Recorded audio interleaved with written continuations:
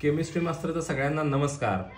आपण थर्मोडायनामिक्सचा 34 नंबरचा प्रॉब्लेम आता बघतोय. या प्रॉब्लेममध्ये काय गिवन दिले ते पहिला बघूया. याच्यामध्ये काय सांगितले बघा, हे गिवन दिले. गिवन मध्ये काय बोलले ते 0.8 × 10⁻² kg ऑफ CO2 म्हटले. म्हणजेच काय, मास ऑफ CO2 किती आहे 0.8 × 10⁻² kg. आता किलोग्रॅमचं कन्वर्जन ग्रॅममध्ये करायचं असेल तर याला 10⁻³ न मल्टिप्लाय करतो. मग 10⁻³ न मल्टिप्लाय केल्यानंतर 10⁻1 येतो. 1 म्हणजे पॉईंट इकडे सरकणार, म्हणजे 8 ग्रॅम. 8 ग्रॅम CO2 तुमच्याकडे आहे. तर नंबर ऑफ मोल्स डायरेक्ट काढून घ्यायचं. 8/44. 44 कुठून आला तर CO2चं मोलार मास आहे. मग हे डिवायडेशन करायचं असेल तर आपल्याला काय करावं लागेल, दोघांचे लॉग बघावे लागतील. बघा 8चा लॉग किती येतोय 0.9031. 44चा लॉग काय येतो 1.6435. यांचं किती येते 6952.12. ह्याचा अँटीलॉग बघायचा आहे. अँटीलॉग किती येतोय तर तो अँटीलॉग येतोय तो n = 1818 असा येतोय. 12 म्हणजेच पॉईंट इकडं 0.1818 आला. नंबर ऑफ मोल्स झाले. त्यानंतर त्यांनी काय म्हटलंय की टेम्परेचर किती दिले तर 300 केल्विन टेम्परेचर दिले. परत त्यांनी काय दिले कॉम्प्रेशन आहे. कॉम्प्रेशन म्हणजे काय, सुरुवातीचं इनिशियल प्रेशर जे घेणार आहे आपण ते घेणार आहे x आणि फायनल प्रेशर घेणार आहे ते 2x. कारण त्यांनी काय म्हटलंय बघा,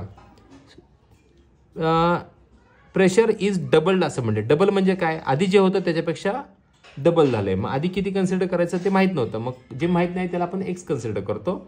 नंतर किती झालं 2x झालं, म्हणजे डबल झाला. परत आरची व्हॅल्यू माहीत आहे. परत नंतर आपल्याला काय करायचं आहे काय फाइंड आउट करायचं आहे तर Wmax = क्वेश्चन मार्क. फॉर्म्युला कोणता येणार आहे Wmax = मायनस नाही येणार, प्लस येणार. कारण कॉम्प्रेस असेल तर प्लस येणार.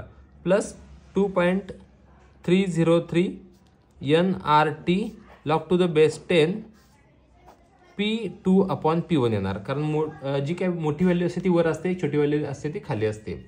मग हे प्लस आला. मग सगळ्या व्हॅल्यूज पुट करूया कॅल्क्युलेशनमध्ये. कॅल्क्युलेशन करताना 2.303 यांची व्हॅल्यू किती आहे आपल्याकडं 0.1818. आर आहे तो 8.314. टी किती आहे आपला तर टेम्परेचर आहे 300 × log to the base 10. P2 किती आहे तर P2 आहे तो 2x आहे. P1 आहे तो x आहे. आपण काय करतो x आणि x कॅन्सल होतं. x आणि कॅन्सल झालं तर राहते का, मग log to the base 10 2 राहतो. मग ह्या दोनचा लॉग बघायचा. 2.303 × 0.1818 × 8.314 × 300 × दोनचा लॉग किती होतो 0.3010. आता ओळीने ह्या सगळ्यांची लॉग बघायची आणि त्या लॉगची सम करायची. बघा मग सगळ्यांची सम करूया. 0.3623 प्लस 1.2596 प्लस 0.9198 प्लस 2.4771 प्लस 1.4786. आता किती डिजिट व्हॅल्यू आहेत 1 2 3 4 5. 1 2 3 4 5 ह्या सगळ्यांची काय करायची सम करायची. सम किती येते 4794.2. त्याचा काय बघायचा अँटीलॉग बघायचा. ह्याचा अँटीलॉग किती येतोय तर तो अँटीलॉग येतोय Wmax = 3144.